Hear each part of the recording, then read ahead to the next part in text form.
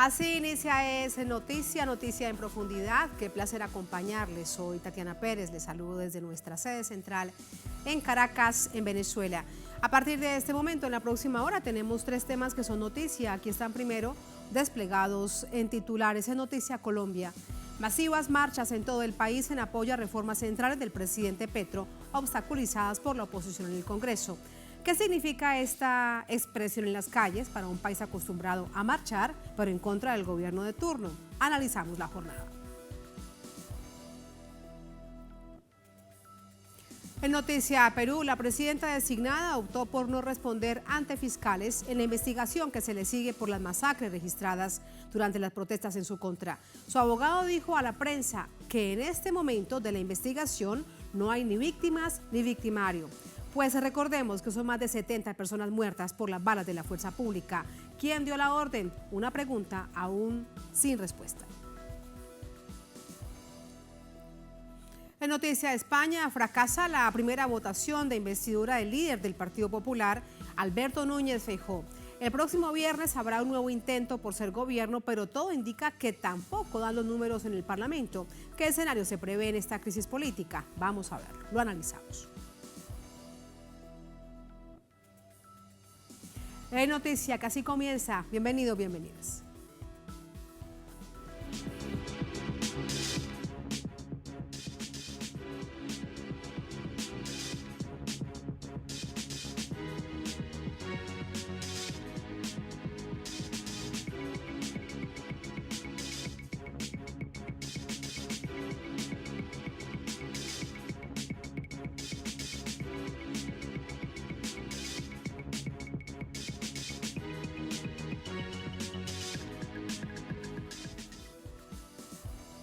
En Noticia Colombia, una movilización multitudinaria se vivió en varias ciudades del país, donde participaron diversos sectores en respaldo a las reformas económicas y sociales desarrolladas por el presidente Gustavo Petro, por el Ejecutivo. Vamos a verlo.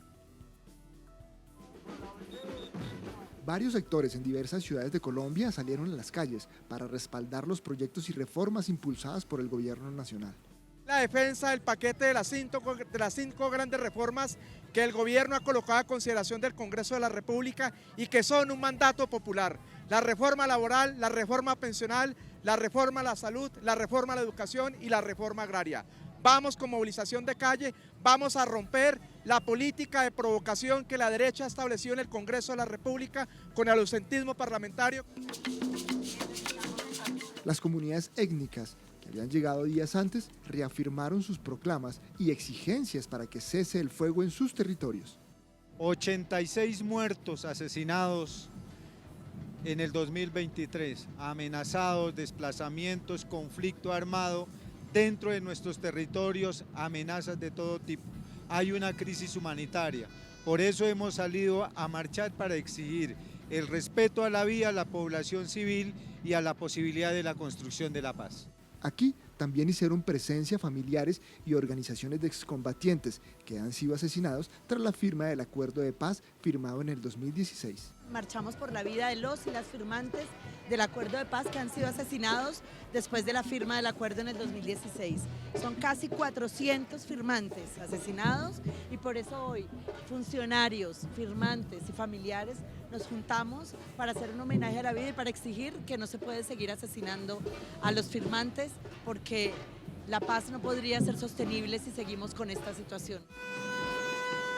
La ciudadanía en general también hizo parte de esta movilización y con pancarta en mano defendían la pertinencia de la reforma laboral. Propone estabilidad laboral, propone no más contratos de prestación de servicios, propone primas, horas extras, propone dominicales, que vuelvan los dominicales los recargos. Todo eso impulsa la nueva reforma que está proponiendo nuestro presidente y por eso lo apoyamos, necesitamos trabajar. Los campesinos llegados desde sus zonas rurales apoyaban la reforma agraria, ya que aseguran que busca la democratización de la tierra y disminuir el acaparamiento de la misma, apostando por la soberanía alimentaria. Desde Chaparral hacemos parte de la zona de reserva campesina, una figura que es muy importante para poder avanzar y atender esas necesidades que van en la misma dirección de la reforma rural integral. Por eso hoy estamos respaldando al gobierno del cambio, estamos respaldando al gobierno nacional porque queremos que esas reformas se implementen, porque queremos que el Plan Nacional de Desarrollo, que tiene en cuenta a las comunidades más humildes y más pobres del país, pues sean atendidas todas aquellas necesidades. Como es habitual, las marchas se concentraron en la Plaza de Bolívar de Bogotá, donde escucharon atentamente el discurso del presidente Gustavo Petro, que se dirigió al pueblo colombiano, que también se movilizó en los 32 departamentos de Colombia.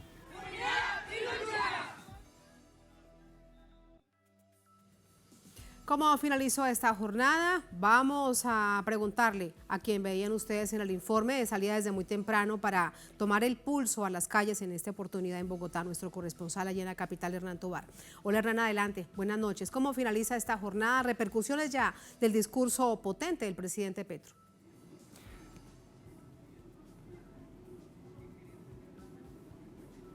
Tatiana, un saludo para usted, para toda la teleaudiencia que nos ve a través de las pantallas de Telesur y nos sigue a través de nuestra multiplataforma informativa.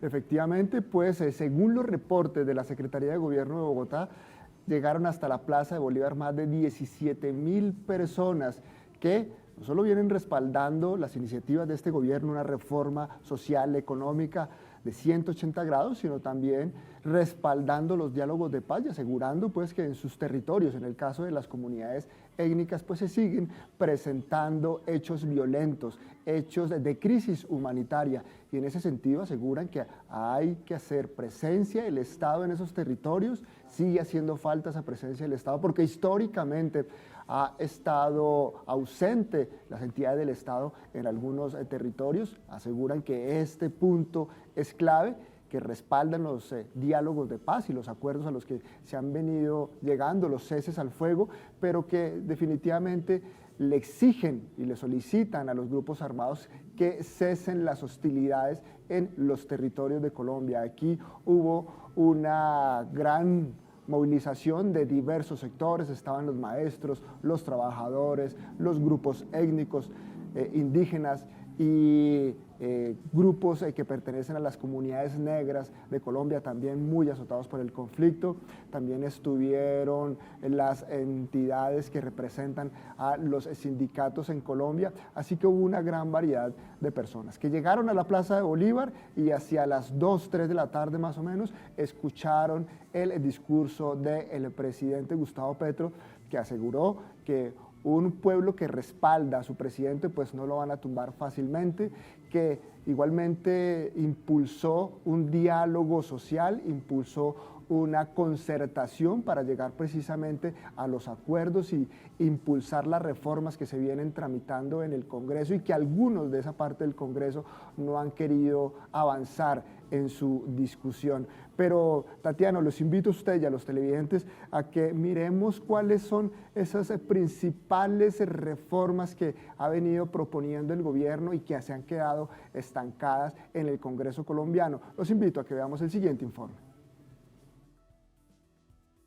Desde su campaña, Gustavo Petro ha prometido impulsar reformas estructurales que permitan alcanzar mayores condiciones de justicia social y ambiental. El gobierno busca reformar el sistema de salud actual con el objetivo de tener un mayor control estatal y menos intermediación de privados. Recientemente en la Cámara de Representantes se dio luz a la discusión del proyecto en segundo debate. Una comisión accidental conformada por 23 congresistas de todos los partidos políticos deberá estudiar más de 600 proposiciones que están sobre la mesa para expedir un documento con las concertaciones que deberá ir a plenaria para ser o no aceptado. Después se llevaría a cabo la discusión del proyecto y, por ende, la votación de su contenido. El Ejecutivo también propone cambios al sistema laboral para mejorar la calidad del empleo y aumentar las oportunidades de trabajo. Entre las medidas se encuentra la reducción de la jornada laboral, lo que podría incrementar el pago de horas extras y recargos dominicales, así como priorizar los contratos a términos indefinido y formalizar a los trabajadores del sector público. A pesar de que este proyecto se radicó el pasado 24 de agosto en el Congreso, apenas nombraron ponentes, por lo que está pendiente el primer debate en comisión.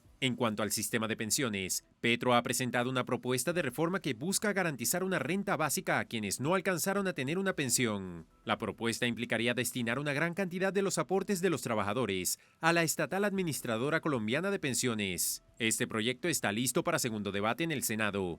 En junio pasado, durante su primer debate, se aprobaron 94 artículos. El proyecto de ley incluirá el fallo de la Corte, que reduce de 1.300 a 1.000 las semanas de cotización para que las mujeres accedan al derecho de pensión. Con el freno de la oposición en el Congreso de la República, al gobierno Petro no le ha quedado fácil lograr la aprobación de sus proyectos bandera. Hasta sus proyectos. Y en ese sentido, pues fue que salieron hoy masivamente diversos sectores que están exigiendo que esas reformas pues no sigan paradas en el Congreso de la República. Por eso, desde la salida hoy del presidente al pueblo, y que no solo se dirigió al pueblo, sino a esos sectores económicos, sociales, y esos sectores en el Congreso que no quieren precisamente que estas reformas surjan, llamó al diálogo nacional, al pacto, un pacto por una Colombia diferente. Aseguró también que han pasado décadas de violencia y que eso debe cambiar, y en ese sentido, pues también el impulso de los diálogos que ha venido sosteniendo este gobierno y el Estado colombiano con diferentes grupos armados. Precisamente el próximo 8 de octubre se va a instalar la mesa entre el Estado Mayor Conjunto y el gobierno colombiano, una mesa de diálogo que pretende desescalar el conflicto en los territorios. Ese mismo día han asegurado que se implementará un cese bilateral al fuego. En este momento se está desarrollando un cese unilateral por parte de esta disidencia de las antiguas FARC. Así que bueno, hay mucho movimiento, hay mucho contexto en este sentido. Hoy fue muy multitudinaria la participación de esos sectores que reclaman precisamente esa intervención, esa participación del Estado, porque históricamente han estado excluidos de la política social en Colombia. Y eso lo pudimos observar en las calles, Tatiana, la gente empoderada, la gente asegurando que este es un gobierno popular y que a eso le apostaron en las elecciones, y por eso el respaldo masivo que se vio hoy en la Plaza de Bolívar abarrotada, pero que no solo fue en la Plaza de Bolívar de Colombia, sino esa presencia multitudinaria se dio en los 32 departamentos del país, Tatiana. Muchísimas gracias, Hernán, por ese completo panorama de una jornada que se esperaba, sobre la que había expectativa de cómo se daría ese pulso en las calles. Pues ahí está, ya lo analizamos. Gracias, buenas noches. Vamos a entrar con el análisis. Para ello nos acompaña Boris Duarte, es analista político, profesor en la Universidad Nacional de Colombia, nos acompaña también desde Bogotá. Profesor, ¿cómo está? Muy buenas noches, bienvenido. Tatiana, muy buenas noches, un saludo para ti y para toda tu audiencia, gracias por la invitación. Muchísimas gracias. En esto que conversaba con nuestro corresponsal, en el pulso que se ve en las calles cuando el presidente Petro convoca a la gente, a la población, que salga a acompañar, a darle ese apoyo que se necesita en las reformas. Observamos que hasta el día en que esto sucede, pues hay escepticismo desde algunos sectores, ataques de medios de comunicación, también de los sectores opositores. ¿Tendría esto que ver? Primero se lo pregunto, profesor, porque en Colombia no se está acostumbrado a marchar acompañando un gobierno, sino a protestar contra un gobierno, a rechazar, a condenar a un gobierno. Eso es más o menos la historia, y lo que vemos recientemente, ¿será que los descoloca o cómo lo entendemos? Porque es que antes de que pase ya están atacando.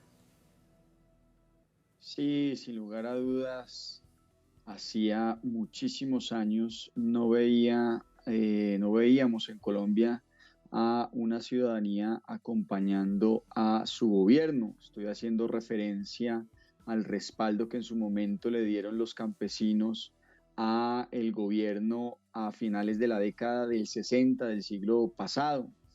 Entonces, lo que estamos viendo es mucha expectativa dentro de los sectores populares, mucha esperanza todavía en las apuestas de cambio de este gobierno, un respaldo efectivamente masivo a una política de cambio que lo que busca con estas 5 grandes reformas que están haciendo tránsito en el Congreso de la República es hacer de alguna manera una redistribución y un ajuste, valga la redundancia, en perspectiva de justicia en 5 grandes campos que son neurálgicos en el país y que no se habían tocado en mucho tiempo. Entonces, Eso es lo primero que habría que señalar y que habría que destacar. Todavía hay mucha expectativa, que el gobierno cuenta todavía con mucho oxígeno y respaldo popular, y de eso ha dado cuenta la jornada del día de hoy. Claramente, y también era de esperar la reacción en contrario de la oposición. Se trata además de un gobierno de izquierda en un país históricamente gobernado desde los albores de la República por la derecha. No podría ser entonces diferente la reacción de la derecha, que hoy se encuentra en la oposición, que ha recurrido a argumentos, me parece a mí, demasiado flojos, demasiado maniqueos, para desestimar estas apuestas de cambio que tiene este gobierno con las reformas que hacen tránsito en el Congreso de la República, señalando un poco que el gobierno lo que pretende es estatizar, imponer.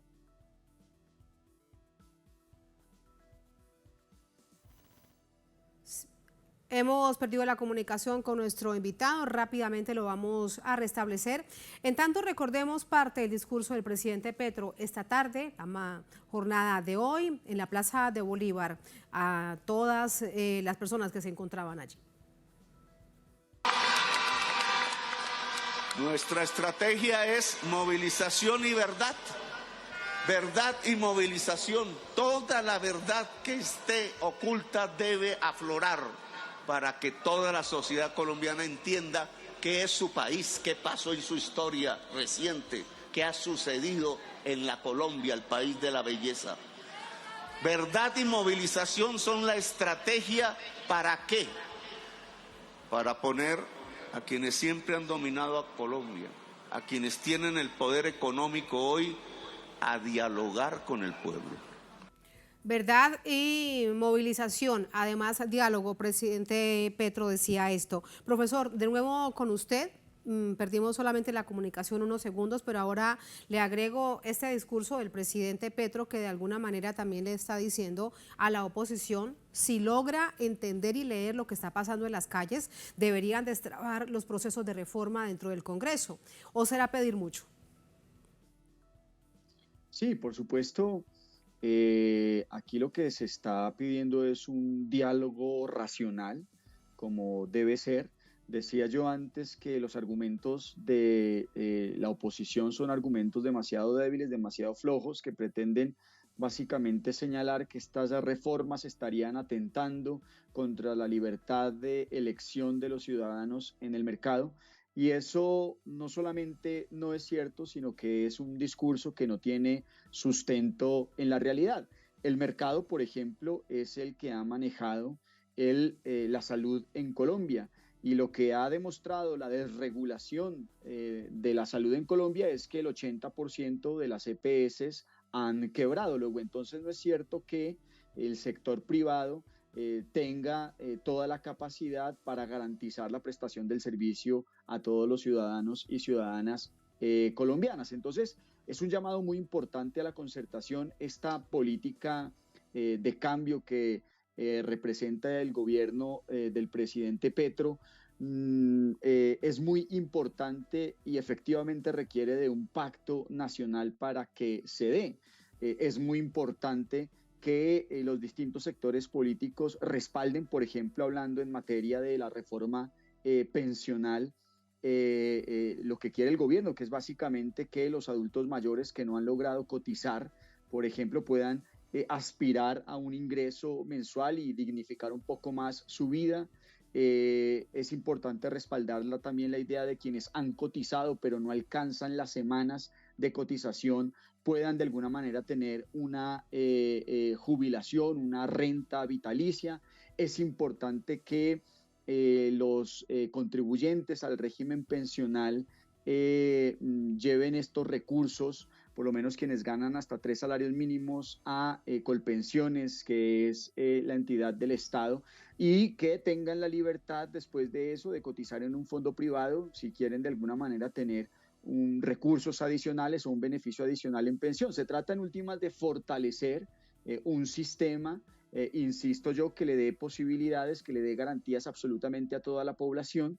Y aquí es muy importante, efectivamente, la presencia del Estado, la intervención del Estado, porque son temas neurálgicos. Se mueven los hilos en todo caso del poder que está detrás de la mayoría de los partidos políticos tradicionales de Colombia, profesor Duarte. Para el caso de la reforma pensional, vemos por ejemplo cómo parte de ese sistema pensional privado, las llamadas AFP, pues están detrás de ellos poderosos sectores financieros. ¿Qué hacer con esa realidad?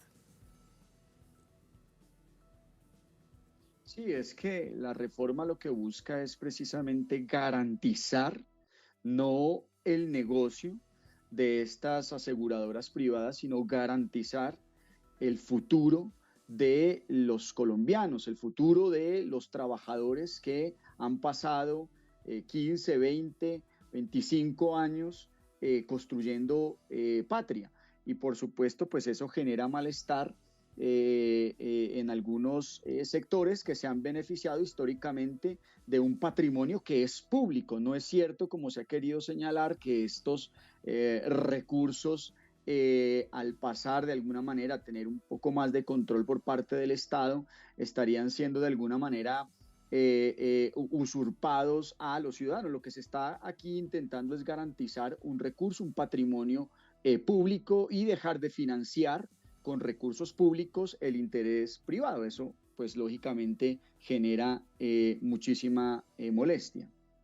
Millones de la banca privada tan poderosa hoy en día en Colombia, en parte también se debe a esto. Ahora, aquí hay algo también muy interesante para analizar desde una perspectiva mediática, profesor, y es que pese a todos los ataques diarios, permanentes, persistentes al gobierno del presidente Petro, de hecho, mire usted, por ejemplo, en los últimos días tratan de revivir que ingresaron a través del departamento del Caquetá dineros del narcotráfico a la campaña. Esto, ¿qué sucede con respecto a todos quienes consumen los medios de comunicación en Colombia? Porque en las calles se expresa algo totalmente distinto. Ya o no se les está creyendo, la gente está dejando de verlos, acuden a otras formas para enterarse, o ha crecido la posición política del pueblo colombiano. No, yo creo sin lugar a dudas que la ciudadanía colombiana es una ciudadanía cada vez más y mejor informada, y ello se debe a el quiebre que genera en el campo de la comunicación el Internet. Ya la información no es monopolio exclusivo de los grandes medios, y entonces es una ciudadanía cada vez mejor informada que, por decirlo coloquialmente, ya no traga entero. Ahora, es importante señalar que los grandes medios están agrupados y controlados por grupos económicos que tienen intereses en distintos sectores de la economía, la construcción, la salud, la banca, y que por supuesto construyen una narrativa que se opone a estas apuestas de cambio que tiene el gobierno con la reforma pensional, con la reforma laboral, con la reforma a la salud, con la reforma educativa, con la reforma agraria, porque, insisto, pues esto pues, de alguna manera pone un freno a esa especulación propia y a esa sed de acumulación propia del sector privado. Entonces, estos grandes medios que responden a esos intereses particulares, pues siguen de alguna manera construyendo, upando esa narrativa, presentando, intentando constantemente instalar en los imaginarios temores que son infundados, temores que en últimas no se han hecho realidad. Recordemos, solamente para poner un ejemplo muy concreto, cómo se narró todo el proceso de paz y todo el proceso del plebiscito, que nos presentaron el fantasma pues del comunismo y de la debacle en Colombia, y que íbamos a entregarle el país a las FARC, y eso nunca ocurrió. Aún así, ese discurso pues sí de alguna manera rindió sus frutos en el plebiscito cuando ganó el no. Entonces estamos en esa tensión. Yo creo que cada vez más la ciudadanía tiene más posibilidades de acceder a una información mucho más real. Sin embargo, pues nada, los grandes medios todavía siguen teniendo una presencia y construyendo un relato que me parece muy complicado. Claro, además hay que recordar que los grandes medios de comunicación en Colombia, como en tantas otras partes de nuestra América Latina, son de propiedad de los grandes sectores poderosos, empresariales, industriales, financieros de Colombia. Así que no es que sea una novedad, pero sí la verdad es que llama la atención esta expresión en las calles. Por último, todo esto también, como llama el presidente Petro, profesor, la movilización, la verdad y la paz total. Allí hay escepticismo también por parte de distintos sectores. Y en las calles observábamos hoy, por ejemplo, líderes campesinos, líderes indígenas, que si bien acompañan todo este proceso del gobierno, exigen que se acabe, que se elimine por completo el asesinato de líderes sociales, los exintegrantes de las FARC, que se saque a las organizaciones indígenas del conflicto, que estén en sus territorios con tranquilidad, que es lo que anhelan. Así que allí también hay, un momento bastante complejo para el país en esa llamada paz total. ¿Usted cómo la analiza? Sí, pues el problema de la paz en Colombia es que la guerra responde a múltiples factores. No solamente responde a la agencia o a los intereses particulares del movimiento insurgente que hoy ha venido comprometiéndose cada vez más con la política de paz total. En el caso particular del ELN, creo que en ningún otro proceso había avanzado tanto como ha avanzado este proceso que lleva adelante, que viene sacando adelante el presidente Petro. También viene avanzando la política de paz con las disidencias de las FARC, que son disidencias porque hubo una perfidia, una traición a los acuerdos que se hicieron durante el gobierno del presidente Santos. Pero además de eso, aquí hay también unos factores económicos que deben atenderse y que hacen muy compleja la salida política. El narcotráfico sigue siendo, y las rentas ilegales siguen siendo un motor importante del conflicto en Colombia. De allí se deriva la capacidad para accionar el aparato de guerra en Colombia. Y es necesario atender esta problemática en todos estos distintos frentes. Creo que el país tiene que tener un poco de paciencia. Creo que es importante que se siga expresando en favor de la paz, porque esto no solamente pone presión sobre el gobierno, sino pone presión sobre los grupos armados. Efectivamente, el país ya está hastiado, está cansado de verse atrapado entre los actores del conflicto. Creo que es muy importante que este gobierno logre atender las situaciones de emergencia humanitaria que se están presentando en los territorios, que se aprovechen los ceses al fuego que se tienen en este momento para atender las necesidades más apremiantes en las regiones donde el conflicto ha sido mucho más devastador. Creo que la apuesta de tener un diálogo abierto a varias bandas y con todos los actores es muy importante, porque es la posibilidad de ponerle por fin término a la guerra en Colombia, para que la paz no sea una paz a cuentagotas, sino que sea una paz muy pronta, una paz, además de ser total, una paz integral, una paz con justicia social. Muchísimas gracias, profesor, pues que así sea. Muchas gracias, buenas noches. Tatiana, usted muchas gracias. Hasta luego, muchas gracias. Así vamos a la primera pausa en esta emisión de Es Noticia. Al volver en Noticia a Perú, la presidenta designada, Dina Boluarte, optó por no responder ante fiscales en la investigación que se le sigue por las masacres registradas durante las protestas en su contra. Su abogado dijo a la prensa, después de esta diligencia, que en este momento de la investigación no hay ni víctimas ni victimarios, pues recordemos que son más de 70 personas muertas por las balas de la fuerza pública, es decir, que fueron asesinadas. ¿Quién dio la orden? Vamos a analizarlo al volver en el Noticia.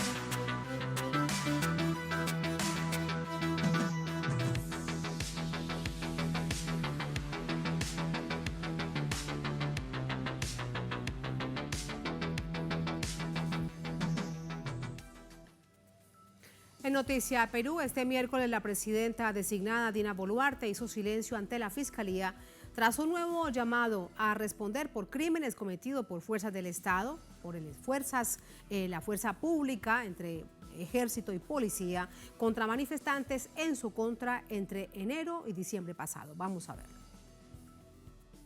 Durante la citación con el Ministerio Público, la presidenta designada, Dina Boluarte, no respondió a ninguna de las 47 preguntas de los fiscales en el interrogatorio y negó cualquier imputación. Pese a ello, la fiscal general, Patricia Benavides, y un fiscal adjunto le informaron de la amplificación de la investigación en otras regiones del país. El abogado de Boluarte, Joseph Campos, manifestó que su defendida se acoge al derecho a guardar silencio al considerar la situación como la misma de la sesión pasada.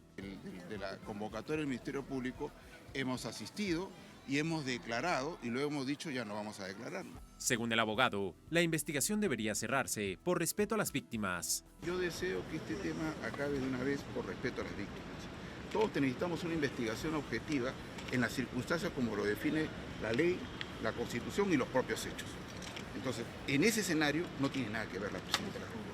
Boluarte es investigada por los presuntos delitos de genocidio, homicidio calificado y lesiones graves ocurridos durante las protestas de diciembre de 2022, que dejó un saldo de más de 60 muertos y 1.000 heridos, según datos de la Defensoría del Pueblo. La mayoría de las víctimas eran civiles que recibieron disparos con armas de fuego y otros impactos de bala en la cabeza, en las regiones sureñas de Arequipa, Apurímac, Ayacucho, Cusco y Puno. Las manifestaciones comenzaron a encenderse tras la llegada al poder de Boluarte el 7 de diciembre, tras el golpe parlamentario al presidente Pedro Castillo. En la investigación preliminar también están incluidos el ex primer ministro Pedro Angulo, el actual primer ministro Alberto Otarola, el jefe del Comando Conjunto de las Fuerzas Armadas y otros exfuncionarios. De acuerdo a la Constitución, la presidenta no podrá ser sometida a juicio hasta julio de 2026, cuando culmine su mandato, en caso de una acusación. Vamos a entrar con el análisis. Para ello nos acompaña Maritza Sánchez Perales. Ella es maestra, es defensora, activista por los derechos humanos. Nos acompaña desde Lima, en Perú. Maritza, bienvenida. Muy buenas noches. Gracias por acompañarnos. Muy buenas noches, Tatiana. Agradecida por la entrevista y por la oportunidad de dirigirme a toda América y al mundo a través de tu medio. Muchísimas gracias. Primero, conocer su reacción como defensora, como activista de derechos humanos, de esas declaraciones del abogado o de la presidenta designada.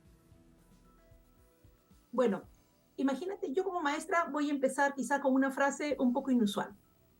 Hoy día, 27 de septiembre de 2023, mi amado hijo, mi segundo hijo, cumple 30 años. Y le mando saludos. Pero ¿qué sucede? Mi hijo de 30 años tiene el doble de la edad de 3 niños que fueron asesinados y que fueron masacrados durante estas protestas.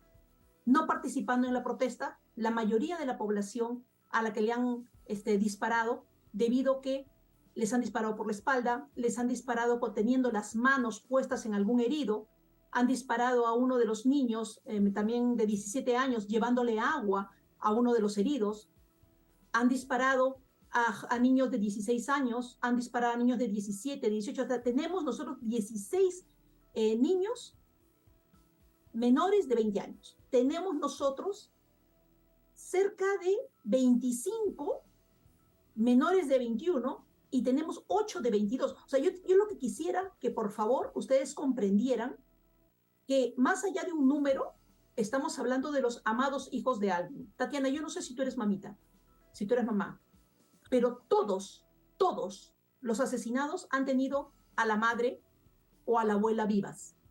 Y quisiera que empecemos de ahí para ver que nosotros tenemos un gobierno con una catadura sin entraña, sin sentimiento hacia el ser humano. ¿Por qué? Justifican que tenían ellos que tomar nuevamente los aeropuertos que habían sido tomados por terroristas. Todos los asesinados en Juliaca han sido asesinados fuera de las instalaciones del aeropuerto.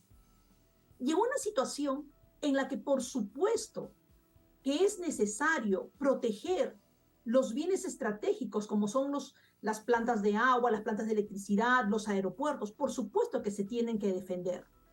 Pero los manifestantes no estaban dentro del aeropuerto, por ejemplo, en Juliaca-Puno, donde han masacrado a más de 20 personas, muchos de ellos también menores de edad, y hasta ahora nos dan la narrativa, inclusive ayer y en estos días se está llevando a cabo una convención minera en nuestro país, en Arequipa, que es una hermosa ciudad en la región sur, en la parte sur de mi país, donde también en Arequipa han asesinado a 3 personas.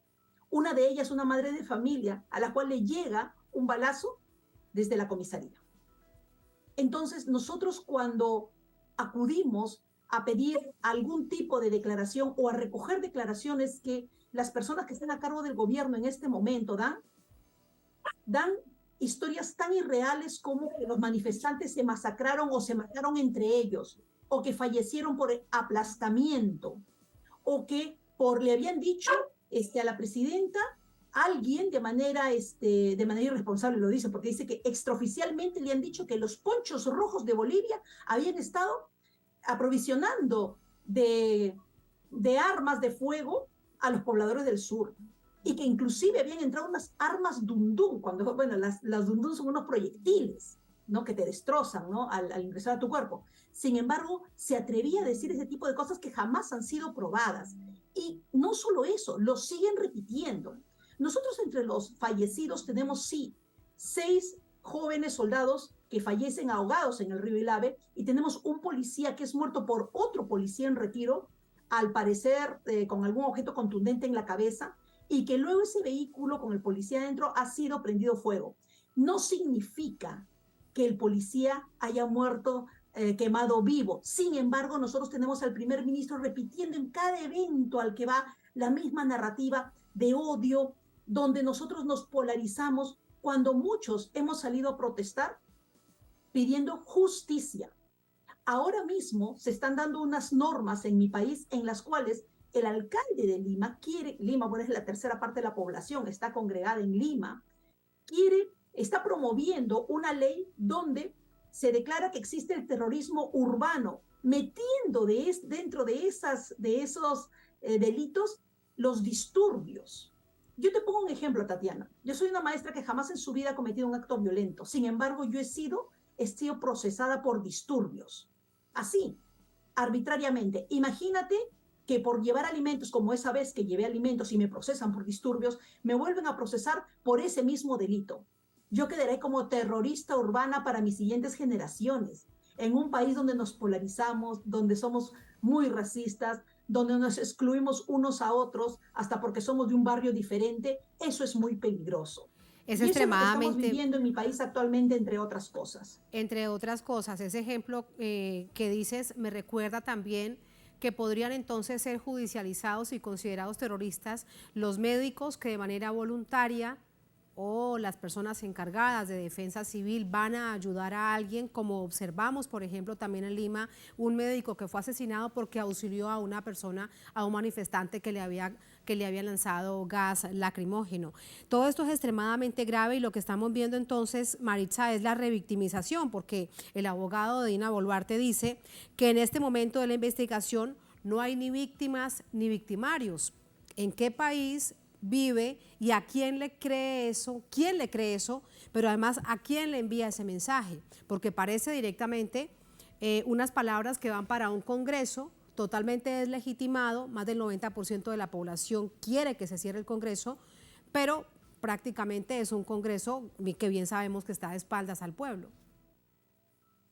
Por supuesto. Mira, con un total desprecio por la vida, dice él, le están preguntando a la señora por muertos en diferentes regiones, ¿no? Y que por eso trasladan las respuestas que dieron en la primera oportunidad a la segunda oportunidad, por respeto a las víctimas. E ignoran que es cierto que si hablamos de La Libertad, que está en el norte del país, ahí mataron a 2. Un cantante, un futbolista. Si hablamos nosotros de Arequipa, donde ya estamos, ahorita está el Congreso Minero que te estoy diciendo, mataron a 3. En Junín, donde recién ha ido pues la presidenta Pichanaki, de donde salió ese remix que le dicen, bien asesino, con sus propias palabras, con las propias palabras de ella, donde ella dice que no le tienen miedo a nada ni a la propia muerte. Ahí mataron a 3 por la espalda, a los 3 por la espalda. ¿Qué amenaza podían haber significado estos 3 pobladores para quien sea que haya sido la fuerza del orden que le haya disparado? Si estaba por la espalda, si le han disparado por la espalda, es que no estaba para atacarle a él. Quizá estaba corriendo, quizá estaba huyendo, no lo sabemos, porque se sigue investigando. En Cusco han matado a 2. Entonces, uno de los muchachos que matan fallece recién en la semana del 20 y tantos de marzo, agoniza 69 días junto a su madre, con 36 perdigones que le caen por la espalda, un joven de 22 años, Rosalino Valverde. Y la persona que matan, sí, en enero ha sido Remo Candia Guevara, que era dirigente, que por el ángulo de entrada de la bala se presume que ha sido abaleado desde una altura. Entonces, ¿de qué estamos hablando nosotros? ¿No?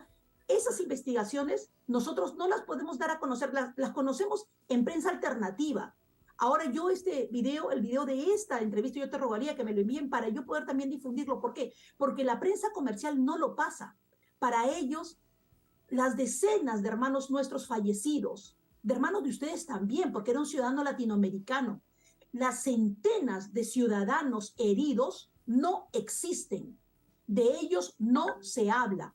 Y si no se habla, y si no se mantiene en la memoria de los pueblos, estos hermanos asesinados, estos hermanos heridos gravemente, ¿quién va a reclamar por sus derechos cuando tú sabes, Tatiana, que el reclamo de derechos a veces demora decenas de años?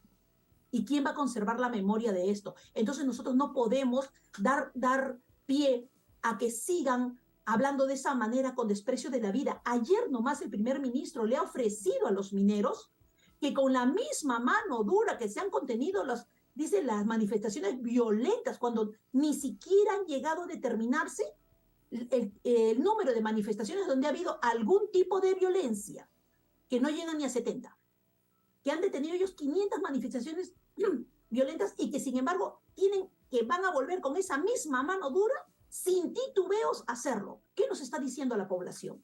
¿Vivimos una paz del miedo? ¿Es posible que así se trate a la población? Porque ya no tenemos a dónde voltear los ojos, Tatiana. Nosotros sabemos bien que cuando el Congreso, que también suele suceder en otros gobiernos autoritarios, cuando el Congreso, cuando el Ejecutivo se ponen de acuerdo, cuando el Legislativo y el Ejecutivo se ponen de acuerdo para golpear al pueblo, porque este ya es un golpe de Estado, solamente tenemos el pueblo cómo voltear los ojos a quienes, a las instituciones administradoras de justicia, la fiscal de la nación, que en este momento la fiscalía se ha convertido en una lavandería, donde los congresistas que tienen procesos están pasando por agua tibia y donde nos persiguen a los ciudadanos que por algún motivo levantamos nuestra voz. ¿Y qué está pasando entonces, con el Poder Maritza? Judicial? Si en este momento atacan a la Junta Nacional de Justicia, nos vamos a quedar sin autoridades para que nos defiendan. ¿Quiere decir entonces, Maritza, que no hay la más mínima confianza en el sistema judicial en este proceso contra el Ejecutivo? Por eso que nos está diciendo. No hay confianza en la institucionalidad como tal. Por supuesto que no. Inclusive el delito de genocidio no se puede configurar en este caso. Y ya está pidiendo el abogado que excluyan a la mandataria del proceso. Porque desde el principio, si a ti te acusan o te comiencen a investigar por un delito que no está bien configurado, eso no tiene buen término para nosotros. O sea, no existirá justicia para las familias. Pero no hay plazo que no se cumpla ni deuda que no se pague. Ya vendrá otro gobierno. Los gobiernos siempre están en cuenta regresiva. Ya tendremos la oportunidad nuevamente los peruanos de salir adelante y seguramente estas nuevas autoridades le harán justicia, la justicia que merecen estas familias por sus hijos asesinados y heridos gravemente. Que se haga justicia y que sea muy pronto. Te enviaremos el link, por supuesto, para que lo distribuyas a otras partes del mundo y también dentro de Perú, porque como bien dices, acabo de conversar con un invitado acerca de Colombia, tocamos el tema de medios y es una situación muy similar. Es la prensa corporativa, que bien sabemos quién está detrás y cómo opera. Muchísimas gracias, Maritza, por este análisis, gracias, por estas Tatiana. reflexiones. Abrazos, hermanos. Abrazos, hasta luego. Así vamos a la última pausa en esta emisión de Es Noticia. Al volver en Noticia España, fracasa la primera votación de investidura del líder del Partido Popular, Alberto Núñez Feijóo. El próximo viernes habrá un nuevo intento por ser gobierno, pero todo indica que tampoco dan los números en el Parlamento. ¿Qué escenario se prevé para esta crisis política? Vamos a verlo al volver en Es Noticia.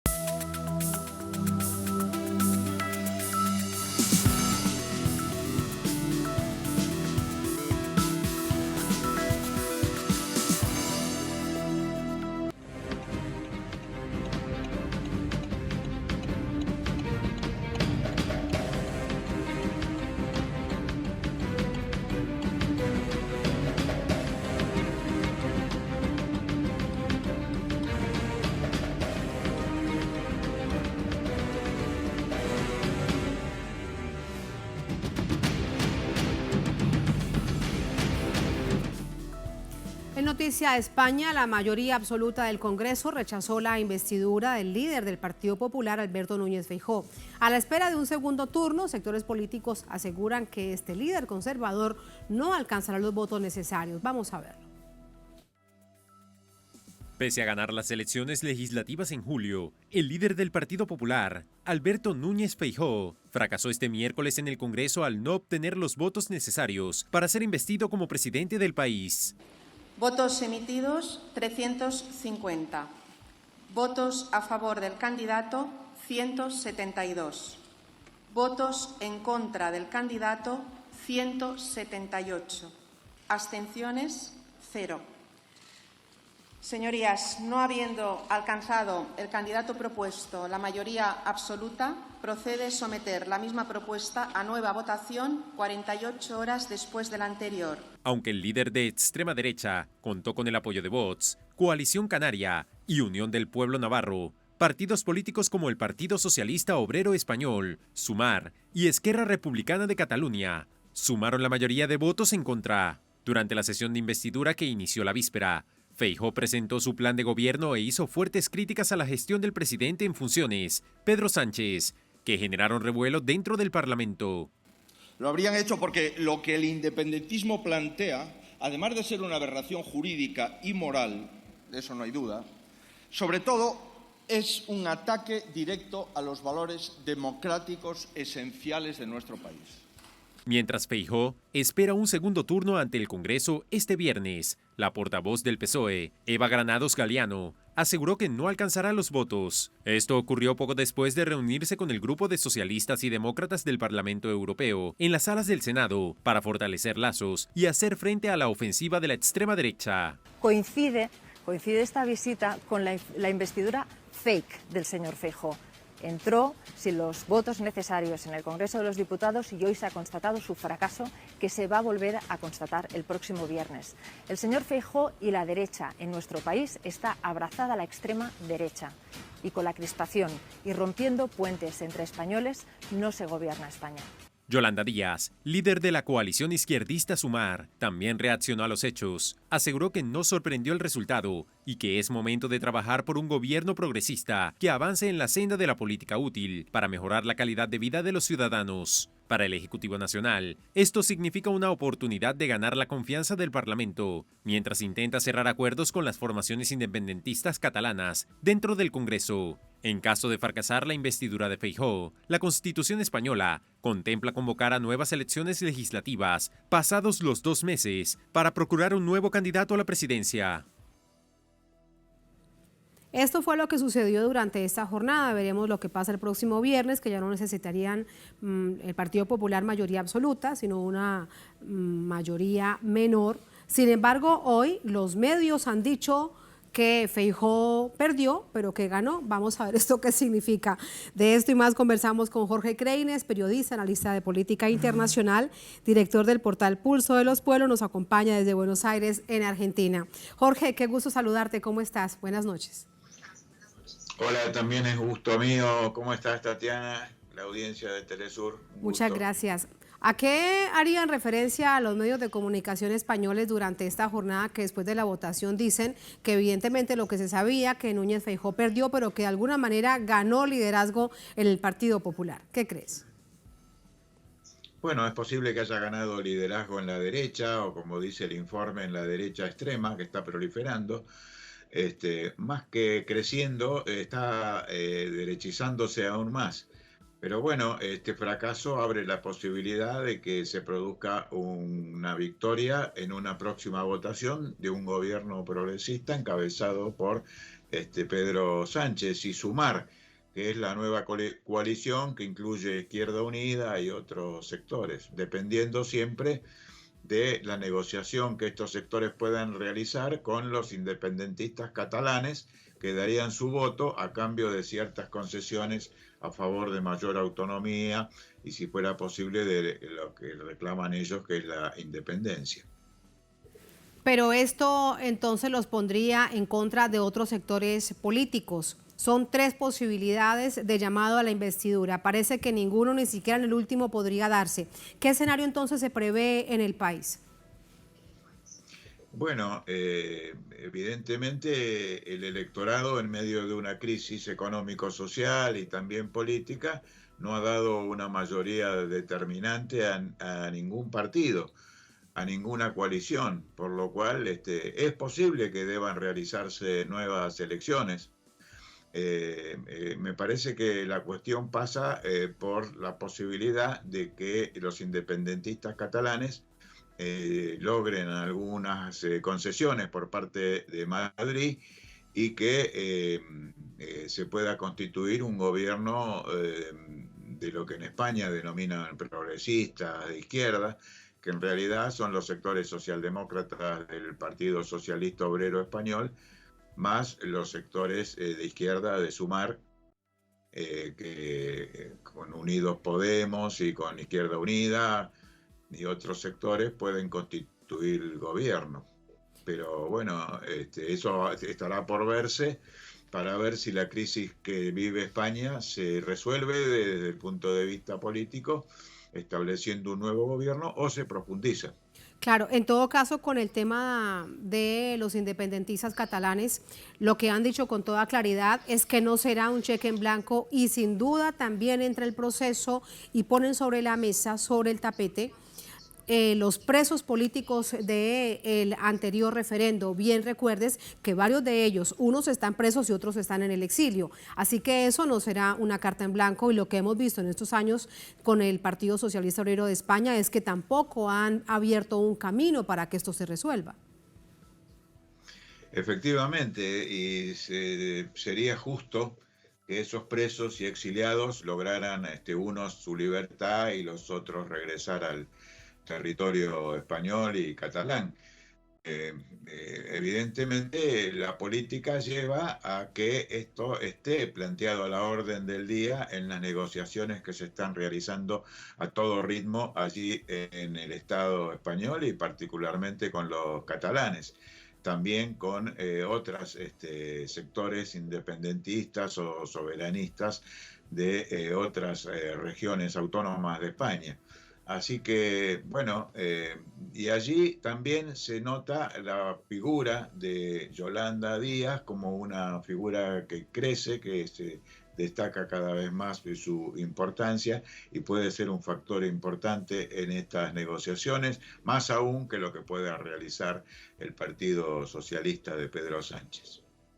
Jorge, recordemos que esto también tiene toda una consecuencia en el modelo político del país. Es que esta monarquía parlamentaria, donde el rey Felipe VI dijo es que deben optarse por la investidura de Alberto Núñez Feijóo, sabiendo la crisis política y, entre otras cosas, con el escenario ya de una probabilidad de una elección, en medio también de una crisis económica. Así que también aquí implica una responsabilidad mucho mayor a lo partidista, y en este de nuevo se observa pues esta monarquía española. Sí, se observa lo vetusto de las monarquías, por un lado, al mismo tiempo el hecho de que el dominio de Castilla por sobre el País Vasco, por sobre Cataluña y sobre Galicia, también merecerían que se constituya en verdad un Estado federativo que pueda incluir todas las nacionalidades, pero con mucha independencia, autonomía, o como se le quiera llamar constitucionalmente, a un nuevo formato constitucional. Incluso en España, o en el Estado español, se está analizando la experiencia boliviana, porque merece España constituirse como un Estado plurinacional, donde culturas como la vasca, la catalana y la galega tienen su cultura, su lengua propia y una serie de elementos que han sido avasallados. Por lo tanto, será importante que España pueda tener un nuevo formato constitucional donde se reconozca los derechos de las distintas nacionalidades. Y en ese sentido, la Constitución boliviana es un ejemplo que allí en el Estado español empieza a estudiarse con bastante atención. De que lo estudien mucho porque Bolivia es un ejemplo para el mundo. Muchísimas gracias, Jorge. Buenas noches. Un abrazo, hasta siempre. Muchas gracias, hasta luego. Gracias a ustedes por habernos acompañado. Ponemos punto final a esta emisión de Noticia. Un placer como siempre. Hasta mañana, sigan con nosotros.